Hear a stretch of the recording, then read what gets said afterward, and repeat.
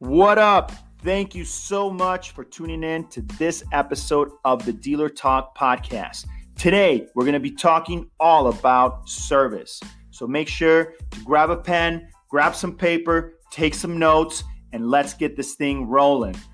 Fixed operations, one of the most misunderstood parts of the dealership. Tons of opportunity to generate revenue, to generate profits, but most importantly, it is the most effective long-term success strategy for your dealership. Also, don't forget, if you want to participate on the podcast during season 2 and put your own episode on the air, hit us up at www.dealertalk.biz and let's talk about that. Let's definitely work on getting you on the show. Hit us up. We'd love to have you. Let's get as many people as we can involved and connected on this platform. All right. So let's go on to the episode. Here we go.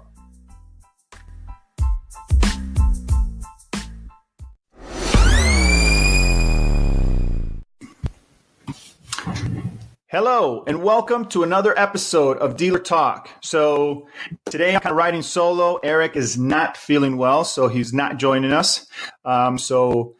Let's just dive right into the conversation today. We got a great guest. We're going to have an amazing conversation about fixed operations. This person has been with Toyota for many years. He's been with Group 1 for many years, and it's just a wealth of knowledge when it comes to fixed operations. As most of you know, fixed operation is near and dear to my heart. That's where I started my professional career, and so I'm just very excited to kind of be able to add these types of conversations to the show.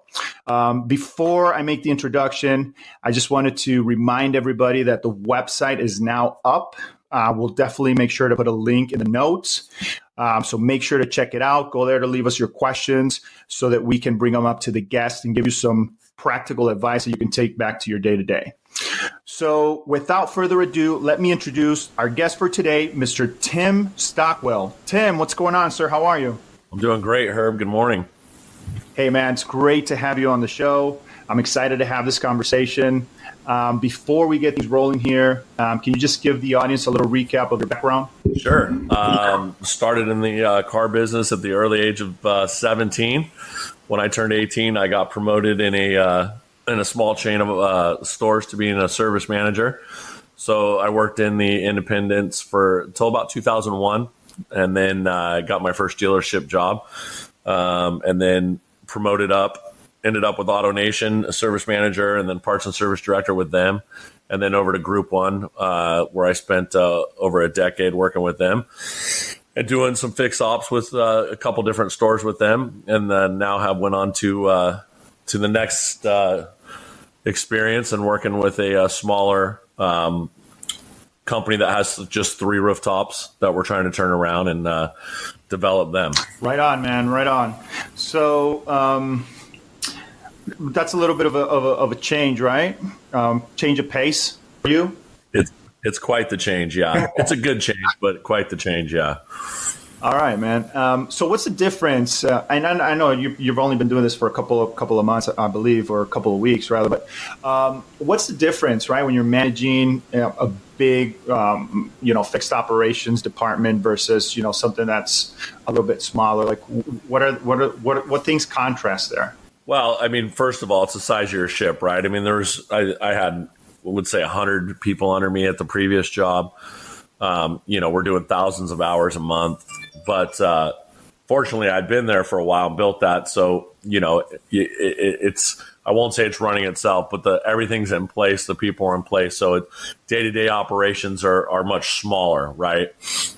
It's fine-tune adjustments when you have a store that size and you've been there for 10 years. So when you go to the new one, now everything, you're a fresh set of eyes. You see all the problems that are in front of you that you need to fix. So you just start chipping them away. And really, I think it's all process, right? The stores that I go into, including my new ones, it's just about having a process. And if there's anything that hopefully we take out of this today, my message to most service managers, in any situation is just have a process. because I see a lot of them that don't, unfortunately.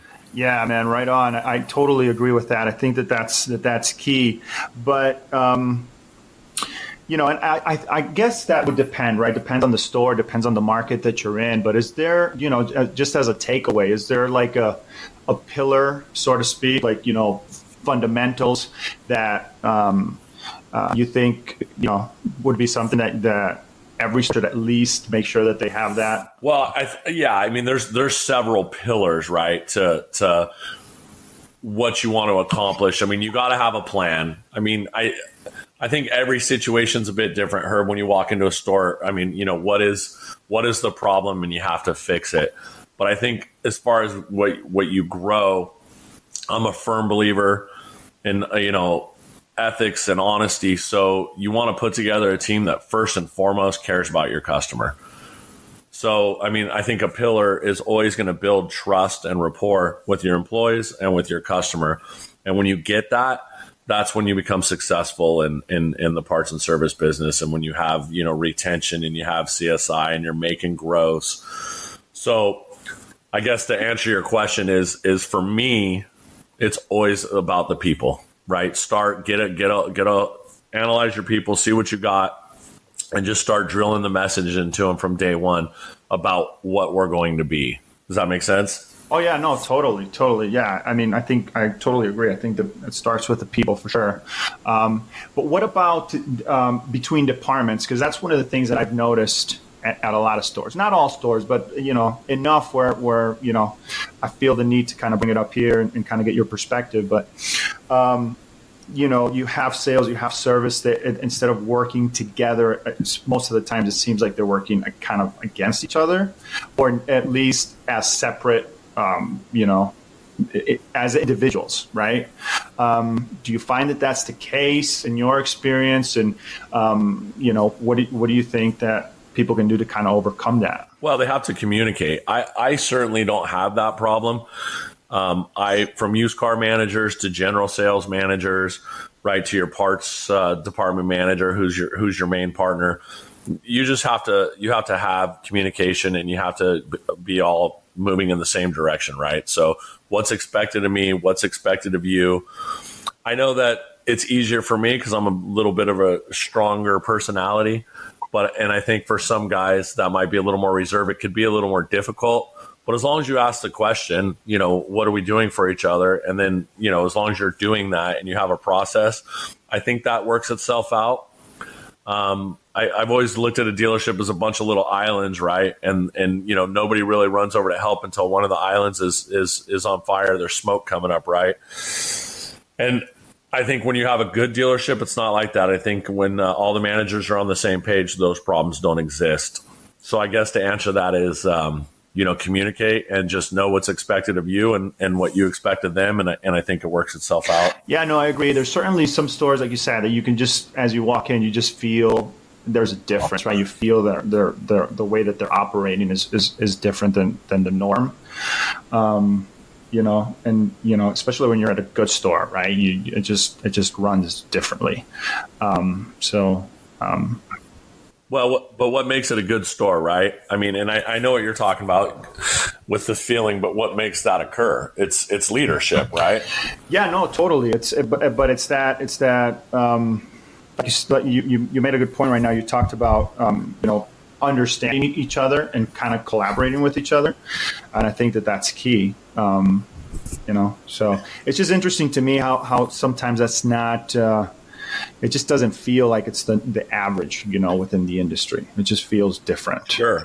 And I think from what I've seen, a lot of it starts at the top. So if a general manager, isn't motivating or leading his people, then you can have that feeling, when you walk into a store. You definitely can tell when you go into a store where everybody's engaged and everybody's present. And those are usually your successful stores. I mean, you've been in a ton of them and you've seen it. So, and all I can, you can't teach somebody that. You go find that, or you create that, right? Is what I would recommend for people. It's certainly no fun being stuck in the dealership when you're, it's an unhappy place. So, me, I try to create that spark. We got to spend 10 to 12 hours together every day in the fixed ops world, and even up front. Some of those sales guys pull long days too. So you want to try and have some fun, and you certainly want to be there. Yeah. Oh, yeah, definitely. It just makes for a better experience, right? And that's going to permeate out into all the customers and the people that are walking into the store. So I totally agree. So one of the questions that I kind of wanted to talk to you about here is about the technicians, right? Because there's just a little bit of a trend that I'm noticing, and I've been noticing for the past couple of years. But it seems like there's less and less technicians coming into the business. I've read tons of articles of how that's starting to impact the industry. And I just kind of wanted to bring that topic up here with you about,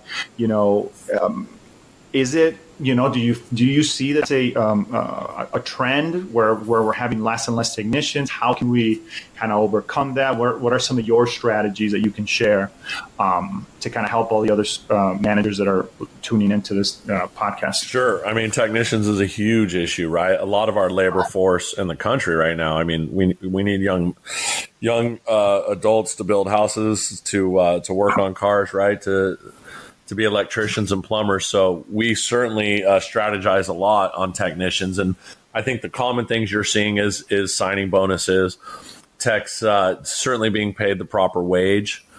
I think the biggest thing you can do to attract techs is show them a path, right? You've got a lot of independent guys out there that feel that they're not worthy to work in a car dealership when that's certainly not the case, right? I think you should be working at a dealership because of the way that technology is advancing. This is the only place you're going to really get the training. It trickles into the aftermarket, but it certainly takes some time. But, with today's cars, we see you can't even replace a windshield now, right? Without having to come back to the dealership and have everything recalibrated. So yeah, I think that if you get a young tech in and you show him where he needs to go and how to get there, then you're doing a good job and we can continue to grow them.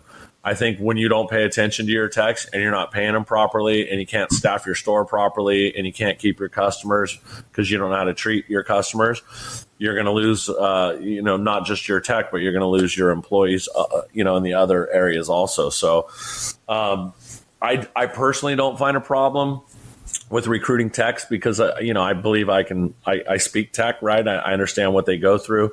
I show them the respect that they deserve as a craft, that they have, and, support them with, the shop with proper equipment and, an overall good work environment. So the biggest loss of tech that I see is usually the younger guys because their path, they want to get there faster than their skill set is, allowing them. Some of these kids come out of trade school owing $35,000 and, we're putting them on as a lube tech. And let's face it, that's, you're not making a whole lot of money. Right. So unfortunately, they either have to move on because they found the next guy to give them a couple bucks more an hour or to prematurely give them that tech position that they're probably not ready for. So those are the things you have to battle and you have to understand. And hopefully you can make a good, quick relationship. So you can give them the advice that either they'll listen to, or maybe you could be the one that moves them up, maybe even if it's a little sooner than they should be, by giving them a good mentor because you see something in them. So, but I do believe that it's certainly an epidemic, and I think that people are getting better about bringing some industry back, like vocational things in school. I know in my community, there's really only one high school doing it now, right? And we've hired a couple kids out of there and looked at some ROTC things, but.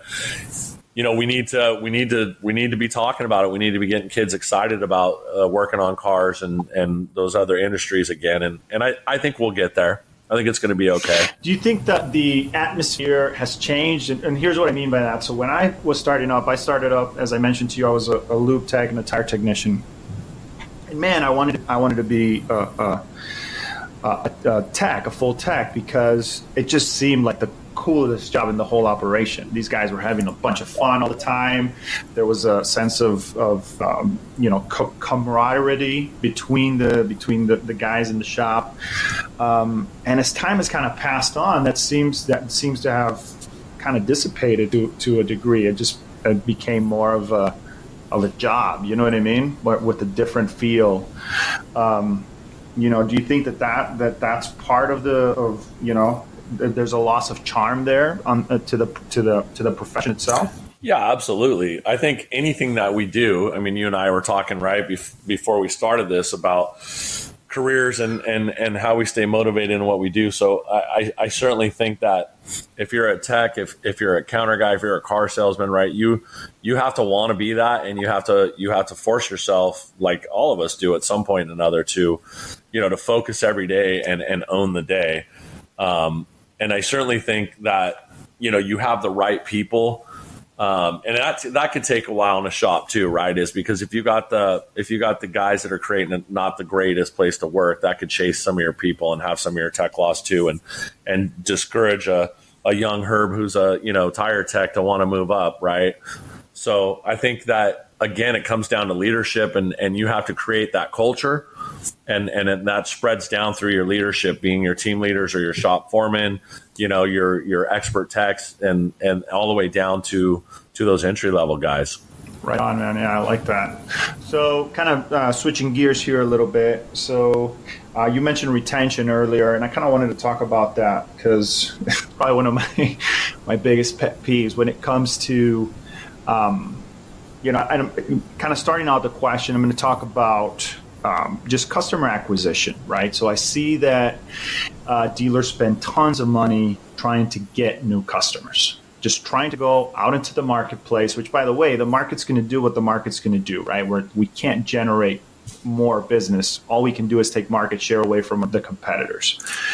So we have this,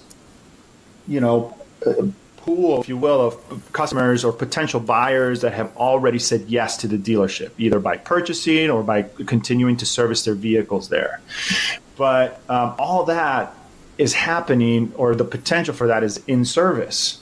Yet the management seems to focus more on going into the marketplace and getting new customers. Do you see that? Do you agree with that? Do you think that there should be more mining happening or more effort put onto the customer that you already have? Well, absolutely. I think it's kind of a two-part question, really, right? Because what is the situation? And in my last store where you would come visit me at, we had plenty of customers, right? So I really didn't, in that particular situation, I didn't need to go out and mine for more. Now, maybe the sales department is obviously going to go search for some retail car deals in a different way. But as far as me for service, I just needed to take care of the customers that I had, because I wasn't at capacity, but getting close to capacity, right? So now go over to the store I'm at now. Now I will need to go advertise to these customers to bring them in, because unfortunately we've had a defection rate there, right? So we're going to have to use your services and get some creative marketing to bring a customer in. But I think as long as you are taking care of your customer, and that key word in our industry now is retention, as long as your customers continue to come to you, then marketing is just something that's keeping you relevant, right? And just giving them your latest communication that you want to offer them, a buy three, get fourth for $1 type piece, right? But I hope that they're going to come to me anyways, right? And my philosophy on that, I think as long as, again, we're taking care of people, marketing is a tool that's in your toolbox, but it's not the go-to every time, if that makes sense. Oh yeah, no, and we've had this conversation before during our in-person visits, but I think that sometimes you don't need to do marketing, right? It depends. Sometimes if you don't understand what's going on in your shop, you could be paying to lose money, right? You can be paying to bring customers that are not actually going to generate business for you. They're not going to generate a profit, if you will, just because your operation is not, optimal. So before you try to get more people into the shop, you have to definitely make sure that you understand what exactly is going on. But what about the servicing the customer that's walking in, especially when you have high volume? It just seems like a daunting task, right? You have all this influx coming in.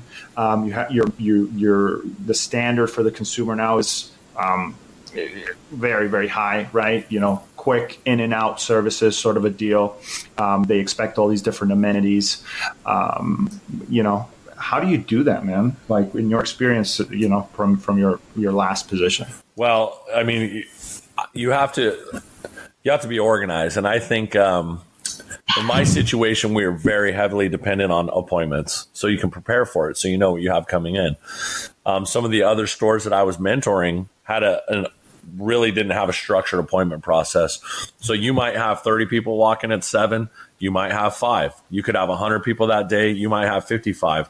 And to me, that's the unknown, and it's not the particular way that I like to do it. I'm not saying it didn't work for some folks, but for me, I want to build my customer base. I want to be more structured. So we would pretty much be 90% appointment based, right? Because we had our customers trained to do that. So every day, you're seeing 150 people booking an appointment, 160 people booking an appointment, right? And then we'd still leave room for that 30 to 40 walk-in with the end goal of trying to get, a couple hundred cars a day processed. So I think it starts there, Herb. You got to have your appointments set so your guys know what's coming in for them. They can be prepared, and hopefully they're doing that. And then you got to have a process. We have a write-up process, a service advisor process that it's, every customer, every time. Does that happen? Probably not. But, our job as management is to make sure that it's happening as much as possible with our people. And you only do that by being out there, walking around and paying attention, right? Unfortunately, a lot of managers get stuck in their offices and, kind of take their eye off what's important. And that's the interaction between your staff and your customer. Oh, yeah, no, I totally agree with that. And you talked about appointments. And it's funny because I've been having a lot of conversations with the store I work with on that whole deal.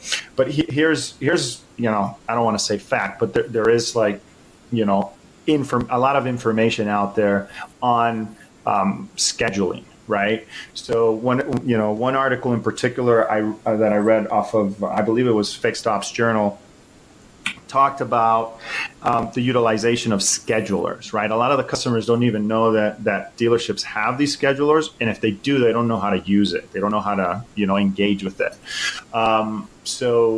And this article had statistics per brand on the usage of schedulers for each of those brands. And it was really low, man. It was maybe, I think the top store was 20% or something like that. So let's talk about that for a second. Like in your opinion, what's the way to educate your customers about scheduling their appointments, right? Because that's critical to your operation. If you're not scheduling and you're getting inundated with walk-ins, that's going to mess up your whole day, right? It can. Yeah, it certainly can. Our process is, education, right? You want to show them. Obviously, in Toyota's world, one of their Pro ASM questions is, did we offer to schedule your next service appointment? And for some reason, that seems to be difficult for some service advisors. But, if you really look at what that's doing, and the way I teach my service advisors is, you want to become that guy, that service advisor for life for that customer, right? That's your end game. And the only way you do that is by building a relationship. And one is by either giving him the opportunity to book with you, or you booking that customer for yourself, right? So giving the customer an app, for instance, is going to allow him to go into your scheduler and book an appointment with you, right? Obviously, your work schedule's in there, so they should be able to pick the day they want, and your availability should be there. If not, they can go to your next available day. So that's number one. Is I recommend a mobile app for your customers. Once you get that on their phone, they're pretty committed to you, I think. And then number two is, the in-store staff. If you have a BDC, they're usually going to use your scheduler, and when they're doing that, they're going to get the email from the customer. So now you're locking them in that way, and then just getting the customer to also go online and doing it. And if you make it easy, like I'm new here, instead of having to go in and put in all that information, I think the more questions you have when you're trying to get the customer to book the appointment online, they're just going to exit out of it, right? And they're just going to want to maybe make a phone call and get scheduled in that way. But I think it's just constant education. It's part of the advisor process to explain how we do business, in whatever your store is, and just start laying that foundation out for every customer. And they get it. We have to teach the customers how we want to do business with them, and they'll do it. No, that's critical right there, what you just said. I think that's the key, but it goes back to what we were talking about earlier with process, right? You got to make sure that it's part of the process and it's done every time, right? Otherwise, it's just not going to stick. 100%, Herb. I think everything is process, at least that I've found, and all my successes come from, letting people be who they are. We don't want robots out there, right? You got to let, their charisma and their energy, come out. And that's because service advisors have a rough job, right? And they see the majority of, all your customers usually in a dealership, right? They say sales sells the first car, service sells every other car after that. And I believe that to be true. I believe the whole team is going to sell, cars together. But these service advisors, it's a rough job, and they can get off their process just because days can be hectic. And the more you keep people on the process, I think definitely the more successful everyone's going to be. The customer's going to have a better experience. The advisor's going to have a better place, to work and feel better about his job.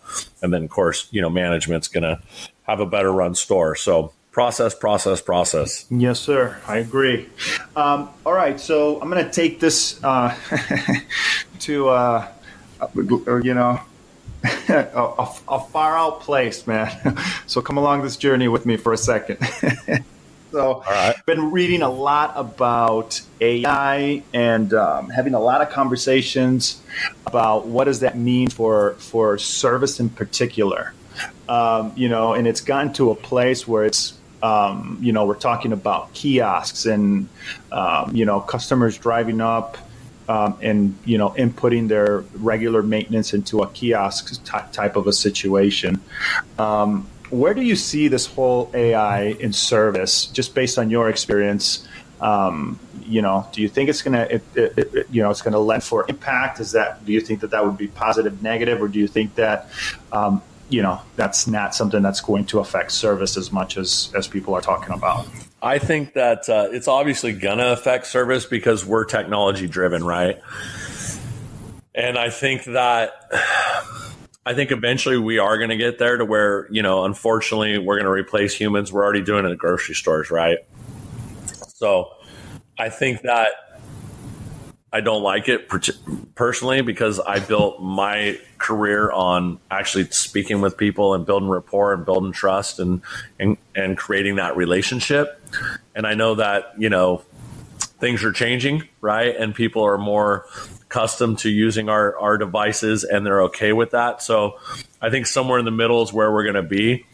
I've used the tablets a lot in the drive, and I've watched interaction with the tablets that are available in the automotive industry right now. And if you guys can make it work to where I feel it's an acceptable tool, unfortunately, a lot of the other people they're just staring at a tablet and they're not having any interaction with their customer. So although it's effective and there's some great technology with the tablet, as far as what you can do out of the car is awesome, right? But what's left is the experience. There's nothing there that makes it a personable experience to where we're going to become customers and a business. We're going to be partners now for life, right? That I don't think that's happening anymore. And I think that if the experience is decent, people will come back. And I think that's probably what you're going to get with tablets. Like, okay, it's just the process. Now I have to go there. I'm going to select my 30K. I'm going to sit in the waiting room for 2 hours and my name's going to come up on a board. And, there's going to be a nice person that cashiers me out, or I'm going to pay online and off I go. Right. So I think it's inevitable, Herb. I'm not a fan of it. Just for the reasons I said. I think that, we still need to be taking care of people and not as computers. So we'll see where it goes. Yeah, I like that you say the people aspect of it because, and this is, somewhat of an example that could apply to this conversation. But McDonald's, right? You go now and they won't even take your order at the desk. You got to go to that, those kiosks and put your order there before you can walk up to the counter, which is super weird to me because, if you're walking up and you want that human interaction, why would you not be able to get that? So on the service side, I mean, I think that there could be convenience in there, but I totally agree. I think that's going to be such a weird process, but we'll see. Time will tell how that whole thing develops. But dude, it's been awesome to have you on the show, man. A lot of good tips. I think that there's a lot of takeaways from this conversation. Would love to have you back on in the future. Before we close things off, there's always one question I ask everybody that comes on the show, and that's, where do you see the automotive industry headed in the next 5 years, and why? Oh boy. From my lens, being on the fixed side, I think we just talked about it. I think it's going to be technology. That's going to be, game changers on both in the car, for fixing the vehicle, but also that technology that we're going to be using in the service drive.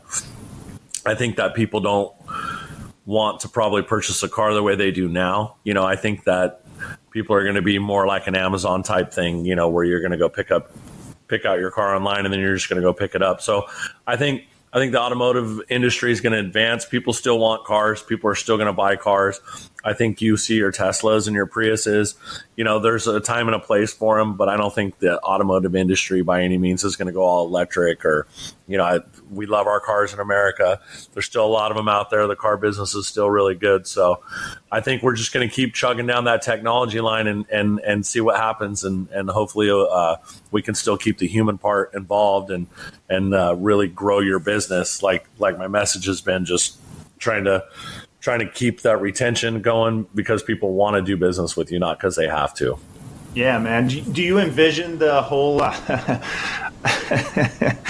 driverless vehicles just driving up to the drive with nobody in there, preset appointments?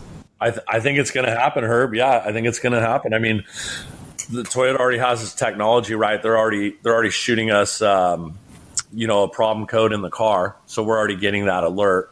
And truthfully, the diagnostic equipment is good enough internally in the car that it can tell us if it say it needs a part, so it can order that part, right, through communication with parts. So technically, yeah, a car could show up, we can have a part on the shelf, and we're just going to need a technician to install it, and off that car could go. I truly think that is going to happen. Yeah. Wow, man. I mean, it's definitely exciting times to be in the automotive industry for sure. A lot of good changes, I think. That remains to be seen if they're good, but a lot of changes, definitely. Hey, it's a great field to be in, and I hope you get a lot of listeners, and I hope there's a lot of young talent coming up that really studies the craft, because with podcasts like this and fixed ops articles, magazines, there's so many avenues now for information. People just need to invest in themselves. It's like our technicians that we talked about earlier. Get your ASEs, take your manufacturer training. Service advisors should be watching podcasts, listening to podcasts, and managers should be too, and get better. Get better and create a great experience for your team and your customers, and you're going to be successful. Right on, man. Love that closing message for sure. Well, that's all the time we have for today, guys. Thank you so much for tuning in. Tim, open invitation. Got to do this again, man. Really appreciate everybody checking this out. And again, don't forget to go to the website, leave us your questions. And that's all we got, folks. As usual, we'll talk later. So you made it all the way to the end. Thank you so much. Just want to remind everybody to go to the website at dealertalk.biz. Leave us your questions. Give us your feedback. We really appreciate it. And we'll talk later.